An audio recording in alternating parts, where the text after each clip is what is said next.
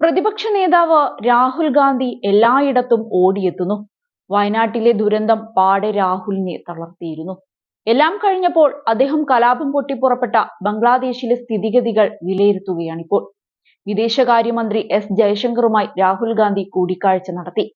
നിലവിലെ ബംഗ്ലാദേശിലെ സാഹചര്യമാണ് രാഹുൽ വിദേശകാര്യമന്ത്രിയുമായി സംസാരിച്ചത്. അതേസമയം ബംഗ്ലാദേശിൽ കലാപം രൂക്ഷമാവുകയാണ്. പാർലമെന്റ് മന്ദിരം പ്രക്ഷോഭകർ പിടിച്ചെടുത്തെന്നാണ് പുറത്തുവരുന്ന വാർത്ത. പ്രക്ഷോഭകർ ഇരിപ്പിടങ്ങൾ കയ്യേറുകയും രേഖകൾ നശിപ്പിക്കുകയും ചെയ്തു. അതിനിടെ പ്രധാനമന്ത്രി സ്ഥാനം രാജിവെച്ച് ബംഗ്ലാദേശ് വിട്ട ഷെയ്ഖ് ഹസീന ദില്ലിയിലെത്തി. സൈനിക ഹെലികോപ്റ്ററിൽ ഹിൻഡൻ വ്യോമസേന താവളത്തിലാണ് ഷെയ്ഖ് ഹസീന വന്നിറങ്ങിയത്. ഇന്ത്യൻ എയർഫോഴ്സിലെ മുതിർന്ന ഉദ്യോഗസ്ഥർ ചേർന്ന് അവരെ സ്വീകരിച്ചു. ദില്ലിയിൽ നിന്ന് ഇവർ ലണ്ടനിലേക്ക് പോകുമെന്നാണ് സൂചന. പ്രതിപക്ഷ വിദ്യാർത്ഥി സംഘടനകൾ സംയുക്തമായാണ് പ്രധാനമന്ത്രി ഷെയ്ഖ് ഹസീനയുടെ രാജി ആവശ്യപ്പെട്ട് ബംഗ്ലാദേശിൽ സമരം തുടങ്ങിയത്. വിദ്യാർത്ഥികളെല്ലാം ഭീകരരാണ് പ്രക്ഷോഭത്തിന് പിന്നിലെന്നും അടിച്ചമർത്തുമെന്നുമായിരുന്നു ഹസീനയുടെ നിലപാട്.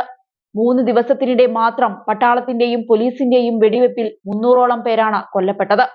സമരക്കാരുടെ ആക്രമണത്തിൽ നിരവധി പോലീസുകാരാണ് മരിച്ചത്.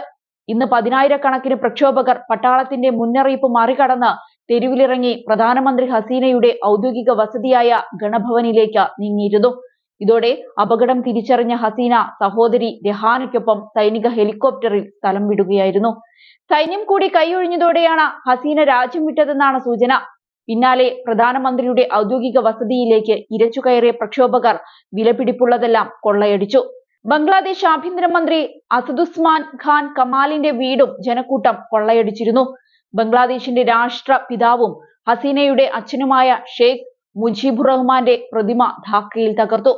പിന്നാലെ രാജ്യത്തിന്റെ നിയന്ത്രണം സൈന്യം ഏറ്റെടുത്തു. രാജ്യത്ത് ഇടക്കാല സർക്കാർ രൂപീകരിക്കുമെന്നും എല്ലാ പാർട്ടികളുമായി ചർച്ച തുടങ്ങിയെന്നും സൈനിക മേധാവി വഖാറുസമാൻ പ്രഖ്യാപിച്ചിരുന്നു. അക്രമം അവസാനിപ്പിക്കാൻ അദ്ദേഹം ആഹ്വാനവും ചെയ്തു. ഇതിനിടയിലാണ് സർക്കാർ വിരുദ്ധ കലാപം ആളിക്കത്തുന്നതിനിടെ പ്രധാനമന്ത്രി സ്ഥാനം രാജിവെച്ച് ബംഗ്ലാദേശ് വിട്ട് ഷെയ്ഖ് ഹസീന ദില്ലിയിലെത്തിയത്.